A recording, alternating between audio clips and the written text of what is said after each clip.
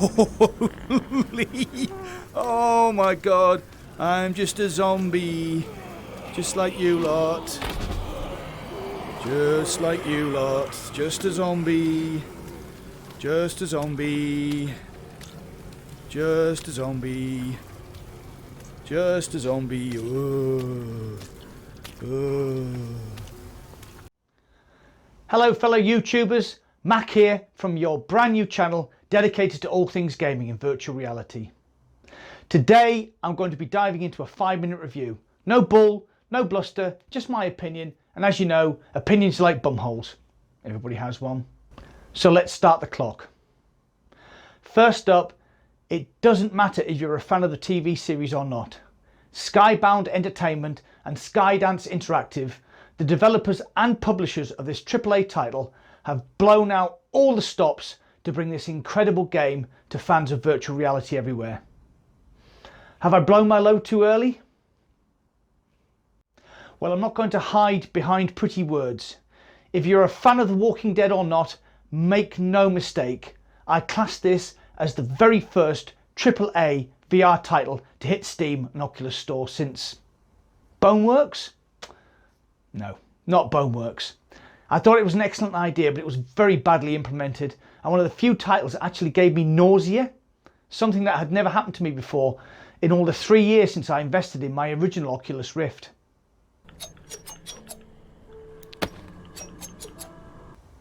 No, The Walking Dead is a superb implementation of the franchise set in a flooded, devastated ruins of New Orleans. You play the tourist, a mysterious individual who meets an amiable old chap called Henri in the swamps, forms a bond, and then when Henri ends up upside down and zombified, sets out on a mission of revenge for his friend. Don't worry, no spoilers there. Henri cops it in the first 5 minutes. Hello, zombie. Have some of your stomach contents, please. Have that, you mother. When I say revenge, you could read that as a chance to rampage through the devastated streets of New Orleans, hacking off zombies' heads, shooting rival gang members in the face.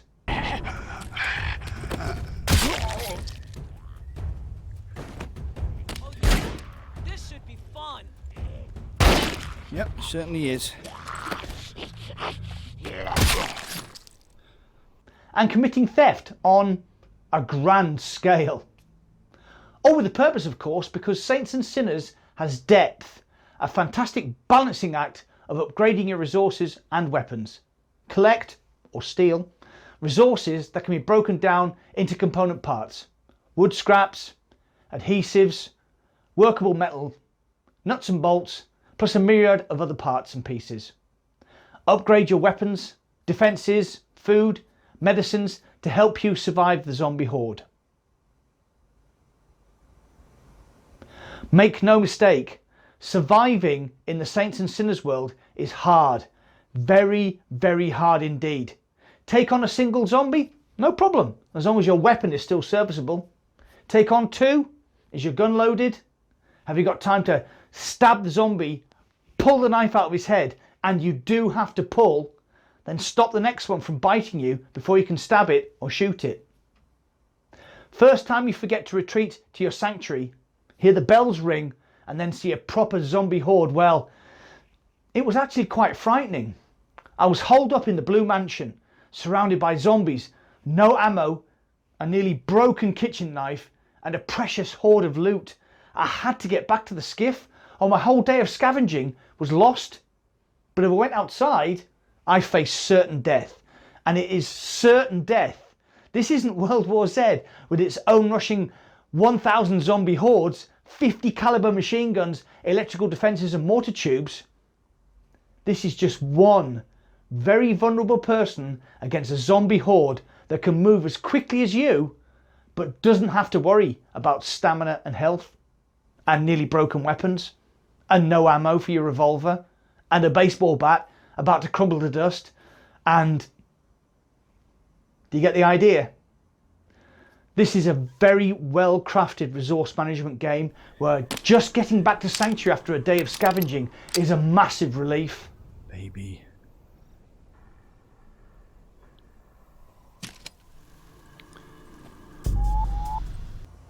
Then you also have missions to throw into that hot cauldron of arse twitchery. Casey, the mysterious man at the end of the radio, and Mary, ex-tower survivor and now on a mission to tear the tower down. They will send you on various assignments to get this or collect that in increasingly difficult scenarios because, well, you see, as you play the game, it gets harder. Every day there are more zombies. Every day there are less resources. So even if you suddenly feel like a total badass when you finally unlock the head-chopping machine that is the katana, you're still going to struggle due to the amount of zombies and your dwindling resources. It makes a refreshing change to actually struggle to just survive. Never mind complete the tasks at hand. If you have played any of the Walking Dead titles by Telltale Games, the look will be familiar to you, as will the decision tree conversations you have with the various protagonists. Save him and shoot all his guards, or execute him knowing that the reclaimers are going to rush the tower stronghold and give you access to a weapon stash. Tell the woman her husband murdered their children, or tell her he was a loving husband. You know, average run-of-the-mill stuff. Any problems with the game? Well, 1 or 2 times during play, enemies would spawn inside scenery and I get shot by someone I couldn't see. I had a few occasions when my arms looked like they were dislocated and I had to turn off, then turn back on my controllers. The game does suffer from what I like to call Boneworks wrists. You know what I mean if you've actually played Boneworks. That strange look when you grasp something and forget to let go and your arms and wrists go a bit wonky.